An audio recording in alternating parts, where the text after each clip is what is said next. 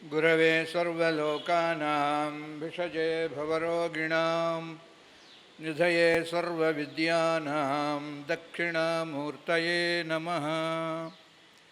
ज्ञानानन्दमयं देवं निर्मलस्फटिकाकृतिम् आधारं सर्वविद्यानां हयग्रीवमुपास्महे।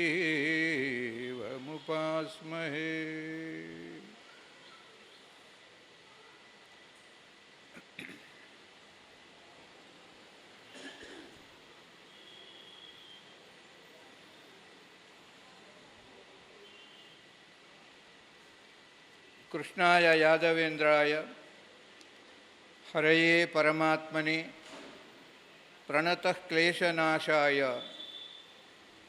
गोविंदाय नमो नमः। नारायणसमारम्भां व्यासशङ्करमध्यमाम् अस्मदाचार्यपर्यन्तां भारतीतीर्थपर्यन्तां वंदे गुरुपरंपरां।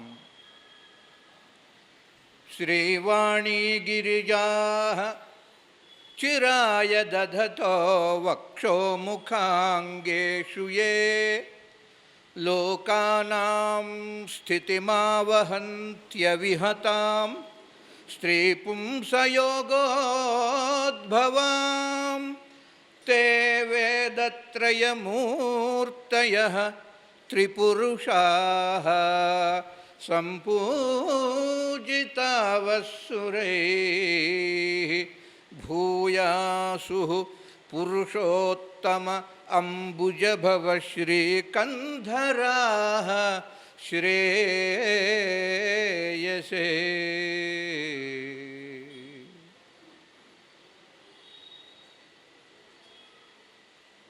जयति पराशरसूनुः सत्यवती हृदयनन्दनो व्यासः यस्यास्य कमलगलितं वाङ्मयममृतं जगत्पिबति।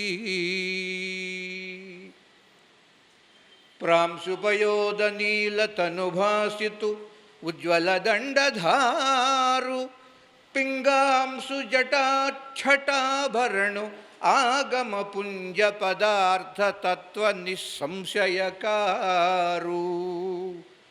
कृष्णमृगचर्म कृतांबर कृत्यो भारती वंशविवर्धनुन् त्रिदशवन्दितु सात्यवते युगुल्चदन्।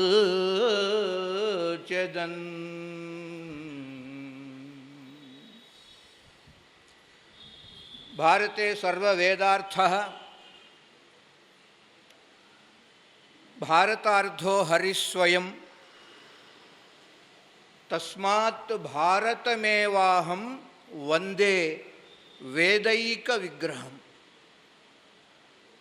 योगोशतं कनकशृङ्गमयं ददाति विप्राय वेदविदुषे सुबहुश्रुताय पुण्याञ्च भारतकथां सततं शृणोति तुल्यं फलं भवति तस्य च तस्य चैव। श्रीमन्महाभारतं सर्ववेदार्थसम्मतं పవిత్రమైన భరత వంశీయుల యొక్క దివ్య చరిత్ర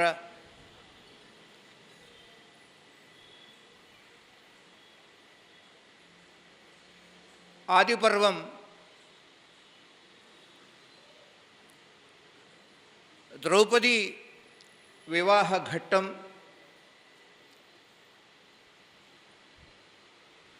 పాండవులు కుంతి సమేతంగా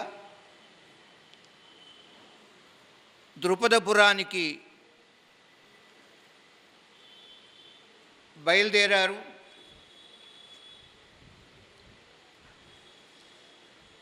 ఈ సందర్భంలో వ్యాసుల వారు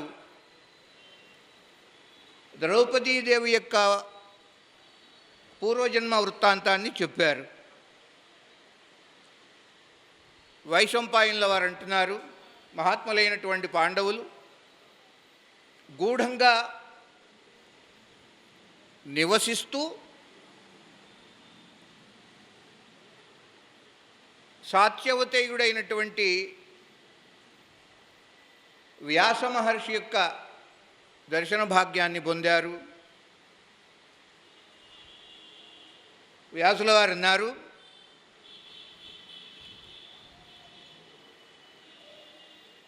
నాయనలారా,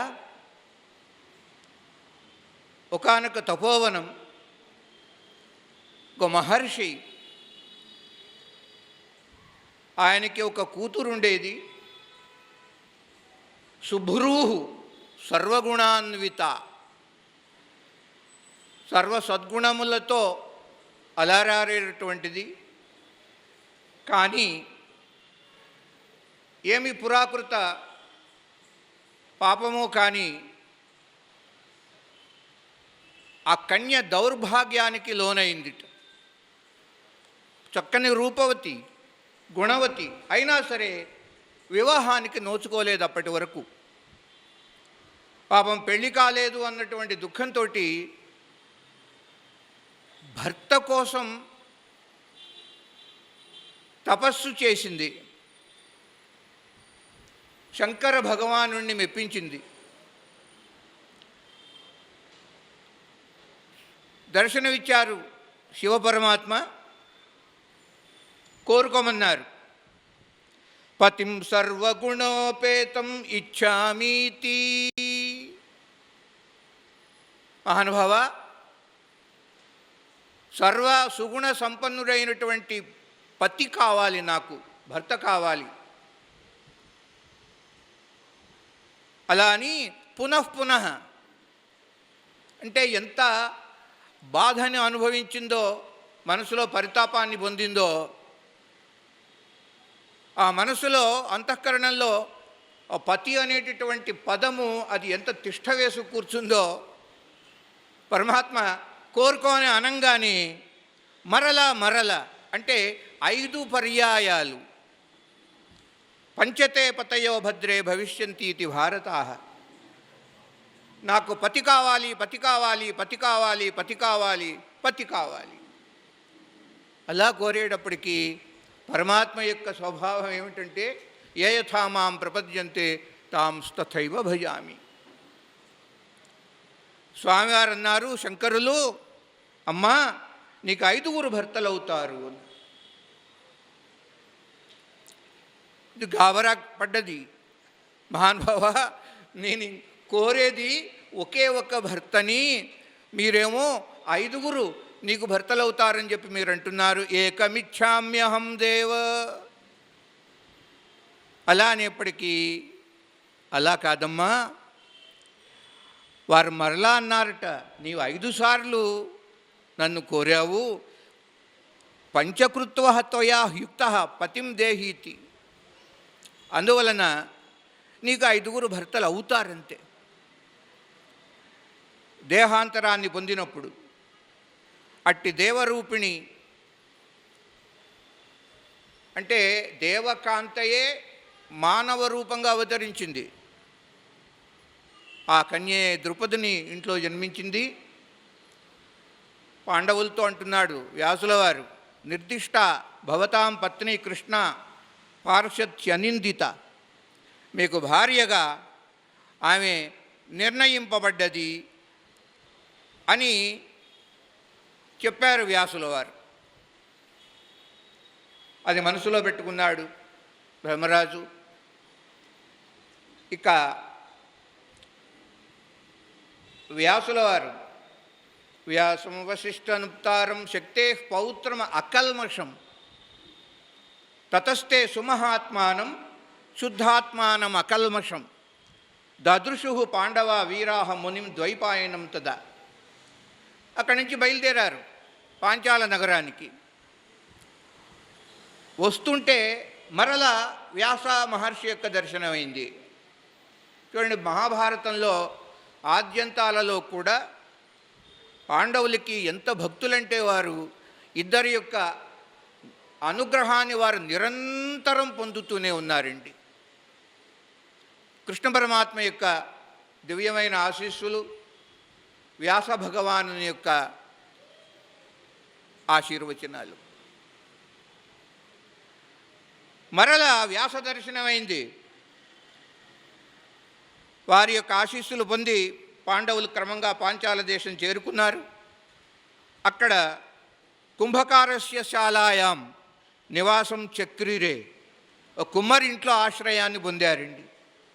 బ్రాహ్మణ ధర్మంగా భిక్షాటనం చేసుకుంటూ బ్రతుకుతున్నారు.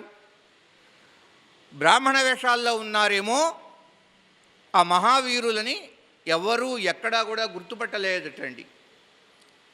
కానీ ద్రుపదుని యొక్క మనసులో మాత్రం కోరిక, చిరకాల వాంఛ, తన యొక్క కుమార్తెను ద్రౌపదీదేవిని అర్జునునికే ఇవ్వాలి. అంచేత ఏం చేశారట, తన యొక్క పురోహితుని యొక్క ఆ సలహా ప్రకారంగా ఒక అద్భుతమైన యంత్రాన్ని తయారు చేసి పెట్టించాడు ద్రుపదుడు. ఆకాశంలో అది కృత్రిమంగా తిరుగుతూ ఉంటుంది. అలా తిరుగుతూ ఉన్నటువంటి ఆ యంత్రంలో లక్ష్యం. అయితే మత్స్య యంత్రము అని భారతంలో లేదండి. ఎలా వచ్చిందో మరి ఆ ప్రతీతి ఇంతవరకే ఉన్నది. అంటే తేన యంత్రేణ సమితం రాజా లక్ష్యం చకార, లక్ష్యాన్ని మాత్రం నిర్దేశించడం జరిగింది, కృత్రిమమైన యంత్రం. అయితే ధనుర్విద్యని అభ్యసిస్తున్నటువంటి రోజుల్లో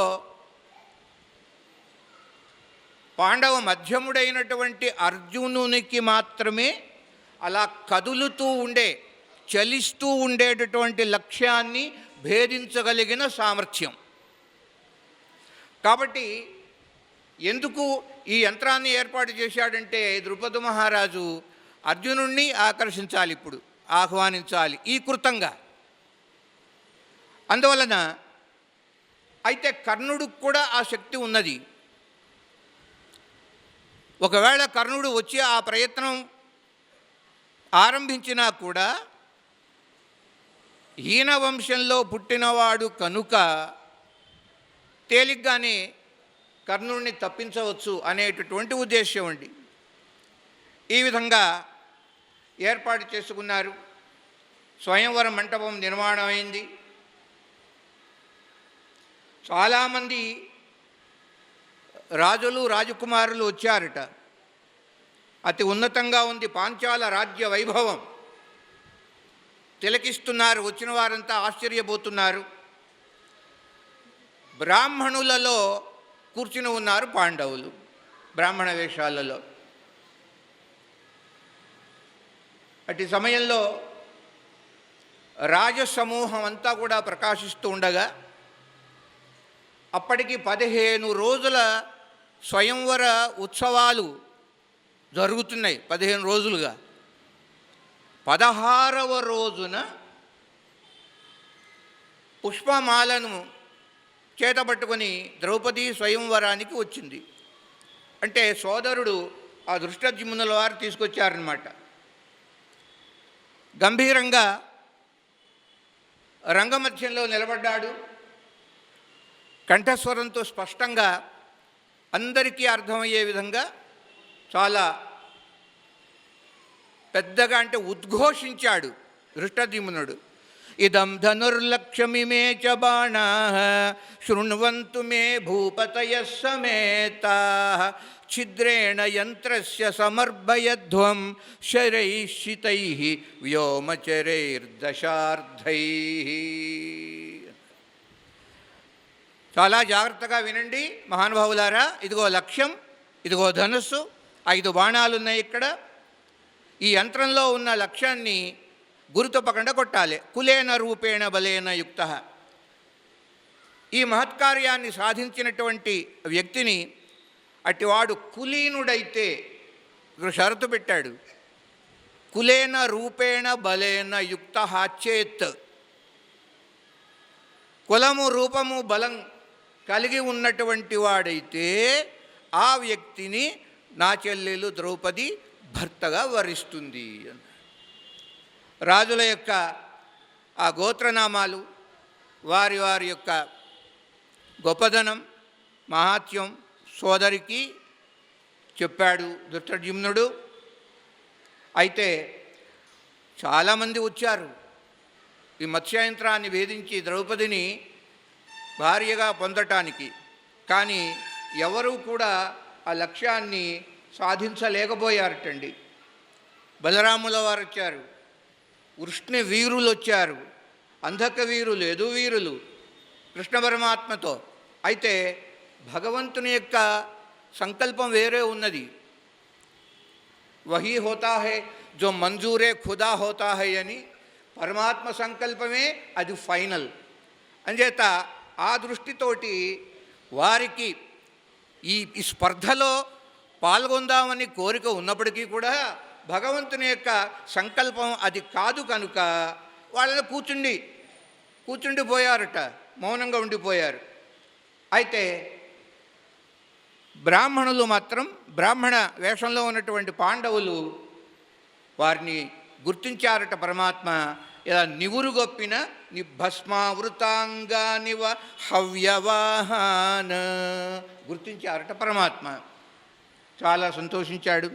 బలరామస్వామికి వెంటనే ఆనందం పట్టలేక, అన్నగారు పక్కనే కూర్చున్నారు కదా, ఆ భీముణ్ణి, ధర్మరాజుని, అర్జునుణ్ణి, కవల పిల్లలను, నకుల సహదేవుల్ని చూపించారట పరమాత్మ బలరామస్వామికి. చాలా సంతోషించారు. సరే, ఎవరు సాఫల్యాన్ని పొందలేకపోయేటప్పటికీ కర్ణుడు లేచాడండి, బాణాలు సంధించాడు. అట్టి సమయంలో ద్రౌపదీదేవి అన్నది, నేను సూతపుత్రుని వరించను అన్నది. జగాదనాహం వరయామి సూతం. ఏం చేస్తాడు పాపం, సభాముఖంగా మొహం చిన్నబుచ్చుకున్నాడు. కోపం వచ్చింది. ఒక వెకిలిగా నవ్వుతూ సూర్య భగవానుని వైపు చూచాడట. ఆ ధనస్సు అక్కడే వదిలేసి వెళ్ళిపోయారట. ఇప్పుడు కథానాయకుడైనటువంటి పాండవ మధ్యముడు ధనస్సును ఎక్కుపెట్టేందుకు బయలుదేరి వచ్చారండి. చక్కగా సాధించాడు, అంటే మత్స్యయంత్రాన్ని భేదించాడు అర్జునుడు. అలా వస్తుంటే బ్రాహ్మణులంతా అనుకున్నారట, అదేమిటి ఇంతమంది మహానుభావులు ఉన్నారు, క్షత్రియ వీరులు, వాళ్ళు ఎవరికి సాధ్యం కానటువంటి ఈ మత్స్యయంత్ర భేదనం ఈ బ్రాహ్మణుడు చేస్తాడా అని అలా అనుకున్నారటండి. వాళ్ళలో వాళ్ళు గుసగుసలాడుకుంటూ ఉన్నారు. కొంతమంది ఏమో అంగీకరించారు, కొంతమంది వ్యతిరేకించారట కూడా. అదేంటి మీరు అలా అంటారు, బ్రాహ్మణులలో మాత్రం మహా తపసంపన్నులు, శక్తివంతులు లేరనుకున్నారా? పరశురాముల వారి గురించి చెప్పుకున్నారటండి. ఇదం బ్రాహ్మం ఇదం క్షాత్రం శాపాదవి జరాదపి అని. ఆ మహానుభావుడు క్షత్రియ సంహారం చేయలేదా? అంతేకాకుండా అగస్త్య మహర్షి పీత సముద్ర అగస్త్యేన, సముద్రాన్నంతా కూడా ఏకచుళికాహంకార నిశ్శేష శోషిత పాథోధిపయస్కుడైన ముని ఏలా వెళ్ళి కేశవాయ స్వాహ అన్నట్టు అగస్త్య మహర్షి సముద్రంలో ఒక చుక్క నీళ్లు లేకుండా పోయినాయి. సరే, వాచ్యార్థాలు, పారమార్థికమైనటువంటి అర్థాలు మన సనాతన వాంగ్మయానికి ఉంటాయి కనుక ఈ ఇద్దరిని కూడా చెప్పుకుని మన వాళ్ళు ఏం తక్కువ వాళ్ళ అలా అనుకుని చాలామంది సంతోషించారండి, ఆ బ్రాహ్మణోత్తములు కూడాను. అనగా ఇప్పుడు జంతులోకం ఉన్నది, గజము ఏనుగు ఉన్నది. ఏనుగు శాకాహారి. శుష్కై తృణై వనగజ బలినో భవంతి అని మాట కూడా ఉంది. గడ్డి కాదని తినేటటువంటి ఆకులు అలమలు తినేటటువంటి ఏనుగు ఎంత బలంగా ఉంటుంది జంతువుల లోకంలో. కనుక బ్రాహ్మణుల్ని ఏంటి మీరు అలా తీసేస్తున్నారని చెప్పి వాళ్ళలో వాళ్ళు అనుకున్నారటండి. అట్లా అర్జునుడు కృష్ణంచ మనసా కృత్వా జగృహే చ అర్జునో ధను. చాలా గొప్ప మాట అండి. మత్స్యంత్ర భేదనానికి బయలుదేరుతూ అర్జునుడు కృష్ణ పరమాత్మని స్మరించుకున్నారట. తస్మాత్ సర్వేషు కాలేషు మాం అనుస్మర యుధ్య చ. నిత్యస్మరణం, భగవత్ స్మరణం. ఇద్దరిని స్మరిస్తూ ఉంటారు ఎప్పుడు పాండవులు, కృష్ణ పరమాత్మని, కృష్ణద్వైపాయన మహర్షిని. అదే వారి బలం. కృష్ణంచ మనసా కృత్వా. ఆ విష్ణు ప్రభావుడైనటువంటి అర్జునుడు అని కూడా అన్నాడు ఇక్కడ వ్యాసుల వారు. తదైంద్రియ ఐంద్రిరింద్రావరజ ప్రభావ. ఐంద్రి అర్జున ఇంద్రావరజ ప్రభావ. ఇంద్రావరజుడు అంటే విష్ణుమూర్తి పరమాత్మ. అంతటి ప్రభావ సంపన్నుడైన అర్జునుడు ఒక్క నిమిషంలో ఎక్కుపెట్టాడు బాణాలని, లక్ష్యాన్ని కొట్టాడు. పుష్పాణి దివ్యాని వివర్ష దేవ. దేవతలంతా కూడా దివ్యమైన పుష్పవృష్టి కురిపించారు. బ్రాహ్మణులు ఆనందం పట్టలేకండి, ఉత్తరీయాలు ఉంటాయిగా మన వాళ్ళందరికీ పైన, ఆ ఉత్తరీయాలని జెండాలుగా ఏమి యమాగా ఊపారంటే ఆనందం పట్టలేక. మనలో ఒకడు సాధించాడు కదా ఈ ఘనికార్యం అని చెప్పేసి వేల కొలది ఉత్తరీయాలని కొంతమంది ఊపితే, కొందరు ఆ కూర్చోవడానికి తెచ్చుకున్నారు ఆసనాలు, అవి ఊపారటండి. ఇట్లా మంచి కోలాహలం. ఈ కోలాహలంలో ధర్మజ్ఞులలో ఉత్తముడైనటువంటి ఆ యుధిష్ఠిర ధర్మభృతాం వరిష్ఠ అక్కడి నుంచి నకుల సహదేవులని ఇద్దరిని వెంటబెట్టుకుని నివాసానికి ధర్మరాజు వెళ్ళిపోయారట. స్వభ్యస్తరూపాపి నవేవ నిత్యం పార్థం చ శక్ర ప్రతిమం నిరీక్ష్య. ద్రౌపది చూచింది, పరమానంద భరితురాలైంది. శచీవ దేవేంద్రం అథ అగ్నిదేవం. ఆ ఉపమానాలు చూడండి.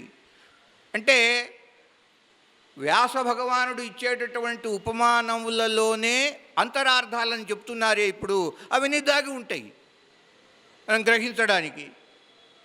ఎలా కనిపిస్తున్నది ద్రౌపదీదేవి అంటే, రోజు చూచేవాళ్లకు కూడా ఆ ద్రౌపదీదేవి చాలా నిత్యనూతనంగా కనిపిస్తూ ఉంటుందిట, రోజు చూసేవాళ్ళకు కూడా.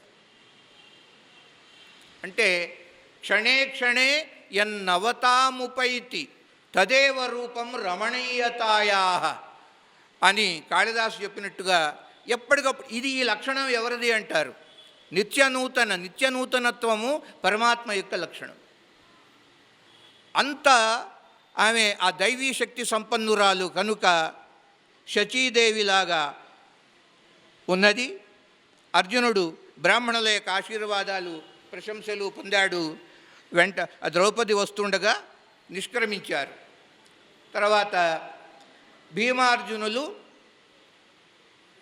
ద్రౌపదిని వెంటబెట్టుకుని బయలుదేరి గృహానికి వెళ్ళారండి. వెళ్ళి తల్లికి మామూలుగా చెప్పేటటువంటి మాటే, అమ్మా భిక్ష పట్టుకొచ్చామన్నారు. ద్రౌపదీదేవిని గమనించలేదు కుంతి. భుంక్తేతి సమేత్య సర్వే వెంటనే అన్నది, మామూలుగానే మీరు అందరూ కలిసి భుజించండి అని అన్నది. తర్వాత ద్రౌపదీదేవిని చూసింది. ఇప్పుడు భయపడిపోయింది ధర్మలోపంతో.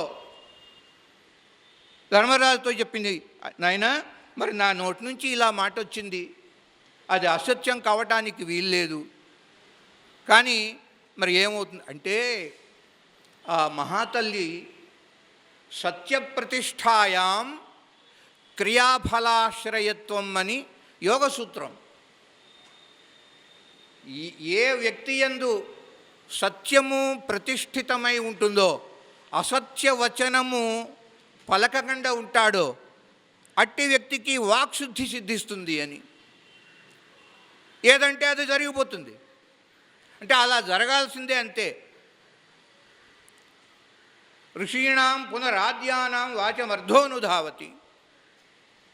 భయపడ్డది ముందు, అయినా సరే అలా అంది.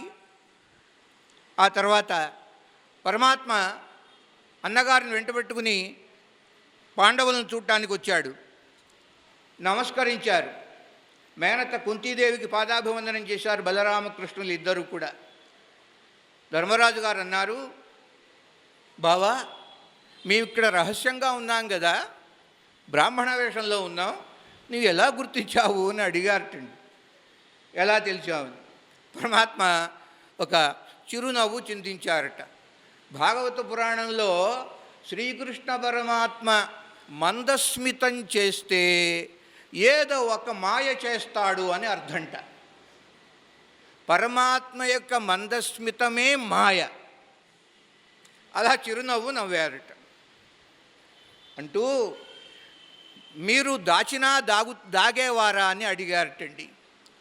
నిప్పుని వస్త్రంలో భద్రపరచగలమా, నిప్పు కణాలని? అలా అన్నారటండి. సరే, ద్రుపదుడు ప్రయత్నం చేశాడు కుమారుని ద్వారా. నాయన వెళ్ళి కనుక్కో, అసలు వాళ్ళు ఎవరు, బ్రాహ్మణులా లేక ఇతర కులస్తుల, ఆ వేషంలో ఉన్నారా, క్షత్రియుల? తర్వాత వారికి స్పష్టమైనటువంటి అవగాహన వస్తుంది, వారు క్షత్రియులే అనేటటువంటిది. చాలా సంతోషిస్తాడు ద్రుపద మహారాజు. మహారాజా, మేము క్షత్రియులం, పాండుపుత్రులం. ఎంత ఆనందం కలిగిందో ద్రుపదునికి. తల్లిని పరిచయం చేశారు. అయితే సూక్ష్మో ధర్మో మహారాజ నాస్య విద్మో వయం గతిం. ధర్మరాజు అన్నాడు, మహారాజా, ధర్మం చాలా సూక్ష్మమైందయ్యా. సూక్ష్మత్వాత్ తదవిజ్ఞేయం దూరస్థం చ అంతికే చ తత్ అన్నట్టుగా పరమాత్మ ఎంత సూక్ష్మమో, భగవత్ స్వరూపమే కదా ధర్మం అంటే. ధర్మో ధర్మ విదుత్తమ, ధర్మము తానే, ధర్మవేత్తలలో ఉత్తముడు తానే పరమాత్మ. అలా ఉన్నది కనుక ఇది ధర్మ సూక్ష్మము, మేము 5గురము ఈమెని వివాహం చేసుకుంటాం అని అంటే ఆయనకి ఆశ్చర్యం కలిగింది, విస్మయం కలిగింది. ఇదట్లా సంభవము, ఇది ధర్మ విరుద్ధం కదా, లోక విరుద్ధం కదా అన్నారు. అలా అనుకుంటుంటే అనుకోకుండా కృష్ణద్వైపాయన మహర్షి అక్కడికి విచ్చేశారండి. వారు పరిష్కరించారు ఈ సమస్యని. ద్రౌపది పాండవుల యొక్క పూర్వజన్మ వృత్తాంతాన్ని ఇక్కడ చెప్పి వినిపిస్తారండి.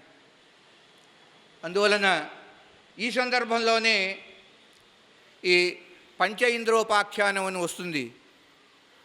ఈ ఒకే ఇంద్రుని యొక్క పంచధా విభక్తమైనటువంటి అంశలే పంచపాండవులు. ఈ ద్రౌపది పాండవుల యొక్క పూర్వజన్మ వృత్తాంతాన్ని కూడా నమ్మకం కలగటానికి ప్రత్యేకంగా ద్రుపద మహారాజుని కాస్త ఏకాంతంగా తీసుకెళ్ళి ఆయనకి వినిపిస్తాడు. ఇది నీకు సంశయం అక్కర్లేదయ్యా, పాండవులు 5గా ఉన్నప్పటికీ కూడా ఒకే ఇంద్రుని యొక్క అంశాలు. నీ కుమార్తె ద్రౌపది కూడా స్వర్గలక్ష్మి, శచీదేవి, ఇవి కారణ జన్మురాలు. అంచేత నిస్సంశయంగా నీవు ఈ వివాహానికి అంగీకరించవచ్చు అని ఒప్పించడమే కాదు, ఆ 5గురు ఇంద్రులని చూపించారట కూడాట. దివ్యం దదామితే చక్షు పశ్యమే యోగమైశ్వరం అన్నట్టుగా వ్యాసుల వారు తలుచుకుంటే ఏముందండి, వారి యొక్క ఆ స్వరూపాలను కూడా చూపించారటండి. ఇప్పుడు సరే, వివాహం జరిగింది 5గురిని. మొట్టమొదట ధర్మరాజు, ఆ తర్వాత మరుసటి రోజు అట్ట క్రమంగా 5 రోజులు 5గురి వివాహాలు జరిగినాయి. ఇప్పుడు ఉద్యోగ పర్వంలో చాలా సంక్షేపంగా ద్రౌపది ఆ పంచభర్తృక. చూడండి, పురాణ ప్రచారము, పురాణ శ్రవణం, ఈ జ్ఞానం లోకంలో ఎంత అంతరించిపోతున్నదంటే ఆశ్చర్యంగా ఉంటుంది. పాంచాలి అంటే ఒకరు అర్థం చెప్పాడండి. పంచ అంటే 5 కదండి, ఆలి అంటే భార్య కదా, పాంచాలి అంటే 5గురికి భార్య అని చెప్పాడండి. అలా తయారైంది. అంచేత చాలా విచారించవలసినటువంటి విషయం. అయినా కానీ ఎడారులలో ఒయాసిస్సులాగా మన యొక్క ఈ పౌరాణిక సమ్మేళనం, మహానుభావులు శృంగేరి మహాస్వాముల వారు, భారతీ తీర్థ మహాస్వాముల వారి యొక్క సంకల్పం, పౌరాణిక సార్వభౌముల వారి యొక్క అనుష్ఠానం ఇంత దివ్యంగా వైభవ ప్రాభవంగా 23వది ఇది జరుగుతున్నది. ఇక్కడ వారిని గురించి ఇప్పుడు ఇదివరకు ఈ పీఠం మీద కూర్చుని ఎంతసేపటికి భాగవత ప్రసంగాలే జరిగినాయి, కానీ ఈసారి గురువు అనుగ్రహం ఏమిటంటే భారతం అన్నారు. అంచేత వారిని ఒక 5 నిమిషాలు అంటే పరోక్షంగా స్మరించుకుందాం గురుదేవుల్ని. అంటే ద్రౌపది యొక్క ఈ 6వ భర్త విషయం ఎక్కడుంది? ఇది శ్రీకృష్ణ పరమాత్మ చెప్పినట్లుగా వ్యాస భారతంలో అయితే మరి లేదు. ఎలా వచ్చింది ఈ ప్రతీతి అని? పరమాత్మ రాయబారాన్ని ముగించుకున్నారండి. ఉపప్లావ్యానికి బయలుదేరాడు. వెళుతూ వెళుతూ కర్ణుడిని రథంలో కూర్చోబెట్టుకున్నాడు. కర్ణుడితో అంటున్నాడు, శ్రీకృష్ణేన పాండవపక్షం గ్రాహయితుం కర్ణస్య ప్రబోధనం అని సంస్కృత భారతంలో ఈ ఉద్యోగ పర్వం 140వ అధ్యాయానికి ఇది అవతారిక. సంస్కృతంలో గీతా ప్రెస్ వాళ్ళ ప్రింటు. అంటే ఏదో ఒక విధంగా మభ్యపెట్టి ప్రలోభపెట్టైనా సరే కర్ణుణ్ణి పాండవ పక్షానికి తీసుకురావాలే అని అనుకున్నారు. ఇక్కడ ఎందుకని? అక్కడ సంస్కృత భారతంలో అయితే కర్ణస్య ప్రబోధనం అని ఉన్నది. అదే తెలుగులోకి వచ్చేటప్పటికి పాండవ పక్షంలో చేరమని శ్రీకృష్ణ పరమాత్మ కర్ణుని ప్రలోభ పెట్టుతా అని ప్రబోధనం ఎక్కడ, ప్రలోభనం ఎక్కడ? ఎంత మార్పు! ఎందుకు వచ్చింది? ఇలా చక్కని వ్యాఖ్యానం ఇచ్చారు గురుదేవులు. అది చెప్పుకుందామని నాకు మనసులో గతంలో కూడా కోరిక ఉన్నప్పటికీ కూడా అది విషయాంతరం అవుతుంది, అప్రాసంగికం అవుతుందని మనసులోనే పెట్టుకున్నాను.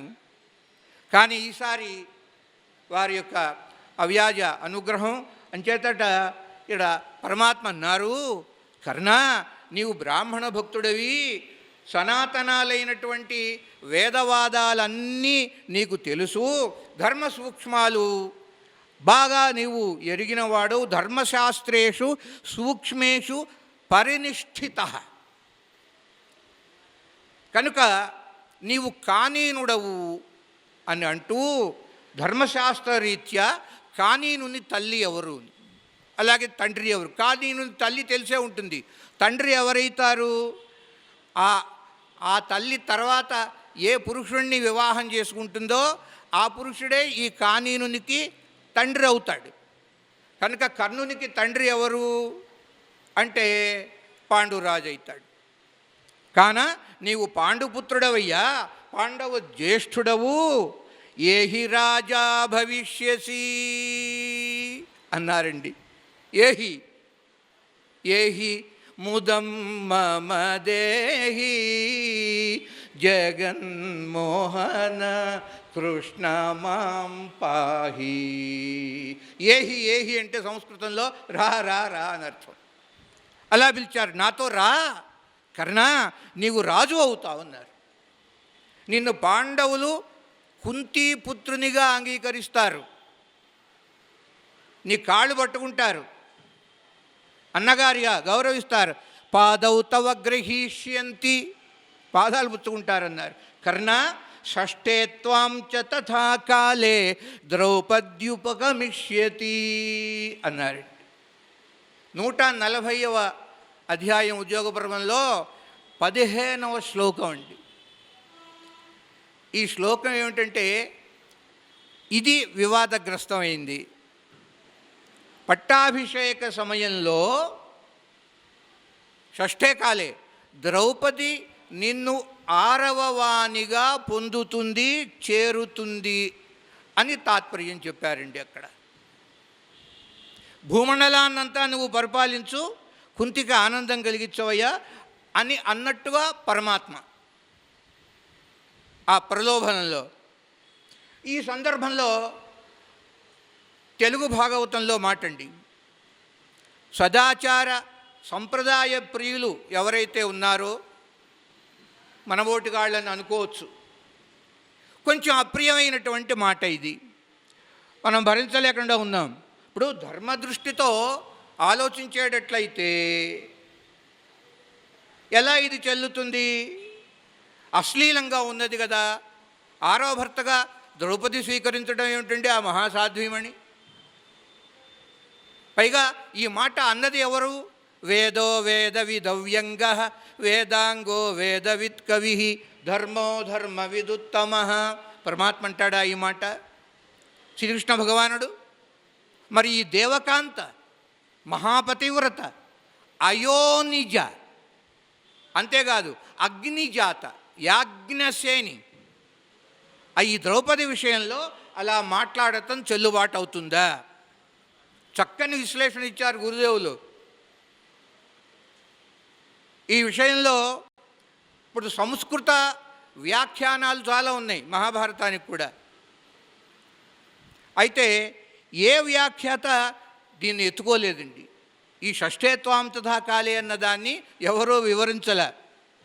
అయితే ఒకానొక వ్యాఖ్యాత అర్జున మిశ్ర, ఆ అర్జున మిశ్రుడు అనేటటువంటి వారు ఆయన మాత్రం షష్ఠే కాలస్య భాగే అని వ్యాఖ్యానం చేశారు. అలా అని ఆయన కూడా ఊరుకున్నాడు, దాన్ని ఇంకా స్పష్టత చెప్పలేదు. అంటే అభిషేక కాలంలో 6వ కాలంలో ద్రౌపదీదేవి నిన్ను సేవిస్తుంది, అందరితో పాటు పాండవులు సేవిస్తారు, ఉప పాండవులు నిన్ను గౌరవిస్తారు. ఆ సందర్భంలో అంటే నీకు ఒకవేళ నీవు ఈ పక్షానికి వచ్చినట్లయితే నీకు పట్టాభిషేక మహోత్సవం జరిగే సందర్భంలో ద్రౌపదీదేవి కూడా అందరితో పాటు నిన్ను గౌరవిస్తుంది, సేవిస్తుంది, పూజిస్తుంది. అంతవరకే. నీ దగ్గరకు వచ్చి ఉపగమిష్యతి అని ఉన్నది కదా, 2 రకాలుగా, అంటే నిన్ను పొందుతుంది, చేరుతుంది, 2 అర్థాలు చెప్పుకోవచ్చు. అయితే మన సంస్కారం అది. అంచేత అభిషేక కాలంలోని జ్యోతిష్ శాస్త్రము నిర్ణయించిన ప్రకారంగా అలా చెప్పారండి. అంటే అభిషేకానికి ప్రశస్తమైనటువంటి కాలం 6వ కాలం, నిశాముఖం అంటారు, రాత్రికి ప్రారంభంలో, అట్టి సమయంలో. అంచేత ఆ సమయంలో ద్రౌపదీదేవి నీరాజనాలిస్తుంది నీకు అని వ్యాఖ్యానించారండి.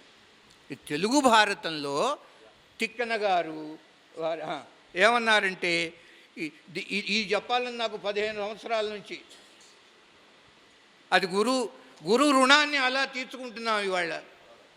అంచేత పాంచాల రాజపుత్రియు అంచితముగ నిన్ను బొందు 6 వరుసన్ సంచిత పుణ్యుడని 1 ఇంచుకయును వేరు సేయకే తెమ్మెలమిన్.